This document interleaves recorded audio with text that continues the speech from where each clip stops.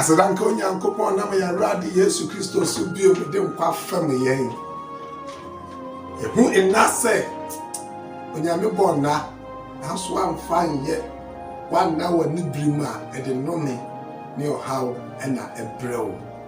Teradu mu ye bobo no nkyere ma ya hoden. Ifise hohomo pe na ye mure. Adofo ye mompaye. Aja konkra won so ma ya da wase. Yeyiwa ye kamfo hyewudi konkro na no nyam. Ebre du se Awurade ye bribe. Ebre du se Awurade bue wo mani. Ebre du se Awurade wo kire ye kwan no ye faso ye nyankwa. Eyi ne yesre pa wo twaw. Anyo mo konkron awo ya je kwapa Yesu Kristo din nti. Amen. Meni adofo meja no mena. Ebre ya hu.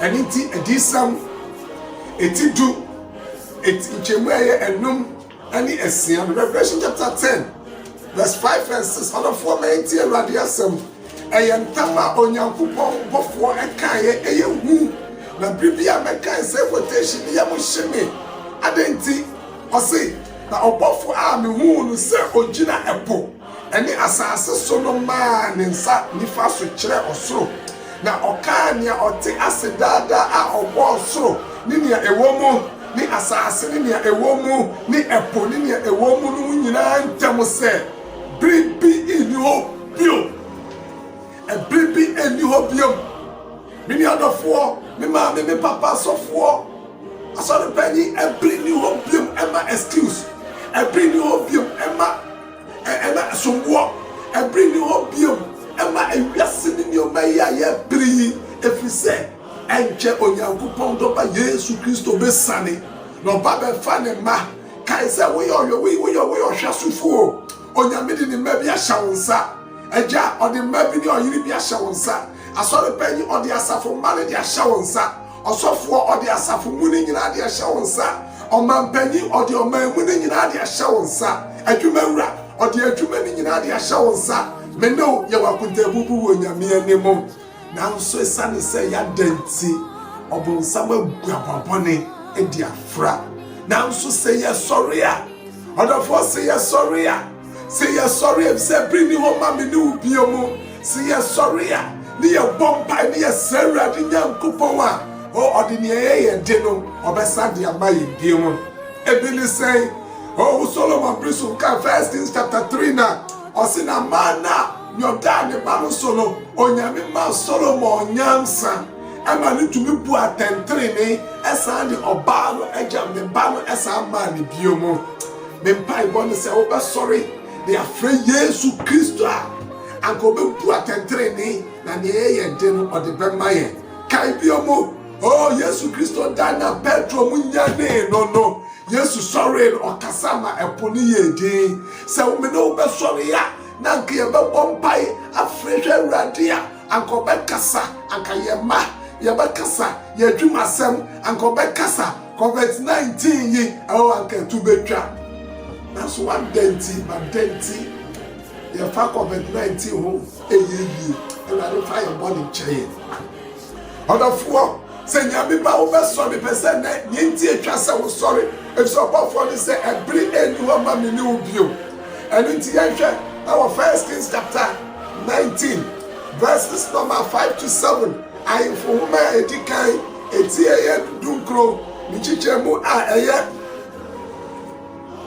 enum kopema son odofo etie Awurade asemo yetie Onyankopon akwa Elijah akoye Nyame adwuma afedi ye peno oba bi hurehura Elijah Jezebel akodi wakodo se Awurade fa me kra mensi we adifo mejanom na moment verse 5 for no na odi no hold too hot I don't know too hot die sisi bi ase na hwe obofo bi beka no na oka kire no se sorry didi na ohwe na hwe ofama a wato no nyansrama eso ni nsuo kruwa esi na tifi na odidi na onome na otoho die na Awurade bofo no sanda beka no ni pray no so say sorry didi na okwan no eware papa mawo odofo tie semo da bia me tie semo da bia ye kopa ne asa akwa ye body bi mbra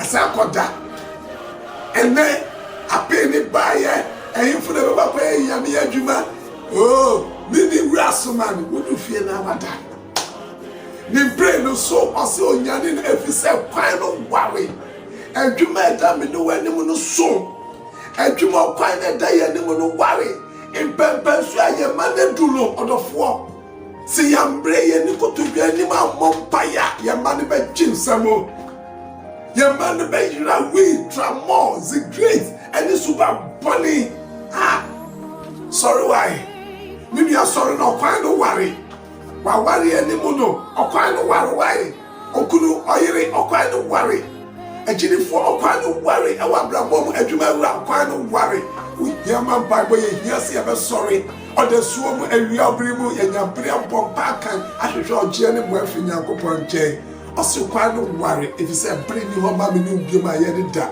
mo ma ye sorry and it's your son kai wa Isaiah chapter 55 odi for Isaiah eti ya do no ma no chichema ye ba ko ni me no osi so Zion nyanie shewa huodi Jerusalem kro osi shewa ni onyam atade na momrotoni ni ane wonte bi renko so insha wo mu biomo se wo benyane a se wo be sorry a anka obonsam obedwane anka ye mago mo be sesa anka ware no ebe yeyiye anka Kristo nti obebemo obepame bibia idi afri mo injemu miere ne sa se Jerusalem pro hon to megu sorry tinase Zion babia awa fawu no muo sensa wo komu nche hamano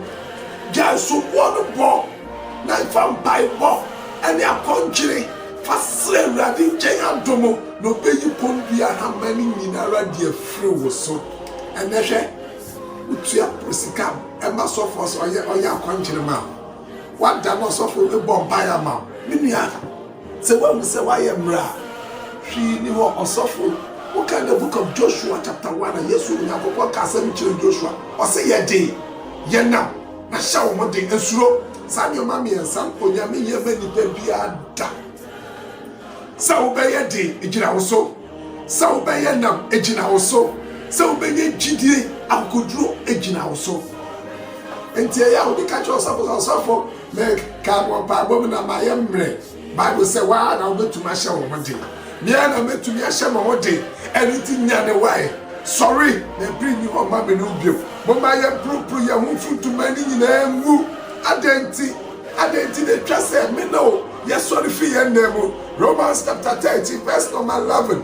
Bible says, Osina, mom, if you say ye nemo a breno, said, don't move in nemo, sorry, no, and ya edu.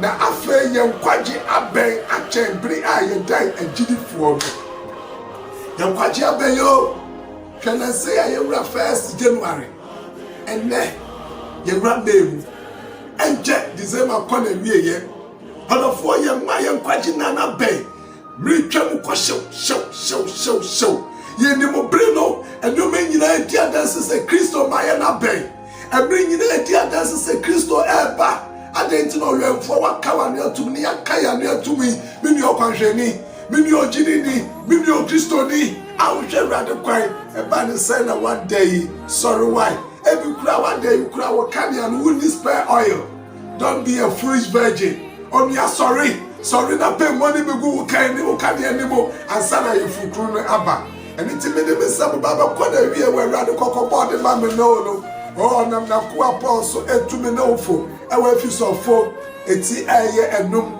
jichemu du na Ephesians chapter 4 verse number 14 or say enti na o say wo awada se wunim se wada won paibo mu paibo kofamo wo bujo se musu ya kofamo wonya me sam ka kofamo wa ho kika wonya me sum kofamo a o se wo awada nyane na sorry fi wa wufu mu efise baby a wutim wu sorry fi wa wufu man sorry fi ya wufu mu na se nya sorry ni ye nya de dia Kristo no be hrai e de amaye Kristo ne bɛhyerɛn de ama yɛn. Enti Paul sɛ metumi ade nyinaa yɛ a ɛyɛ Kristo a ɔhyɛ me den no. Ɔbɛhyerɛn ama me ne wo. Ɔdɔ me ne wo. Enti yɛnsɔre. Ɔdɔfoɔ ma yɛnsɔre. Ɔdɔfoɔ ma yɛnsɔre. Na yɛsɔre a ɛnyɛ yɛn. Awurade bɛhyerɛn ama yɛn. Na ne nyonyam afa me ne wo so adan. Yesu bo a me ne wo. Yesu nka me ne wo ho. Ne yɛnkari yɛn ho. Ne yɛnsɔre mfiri yɛn ho.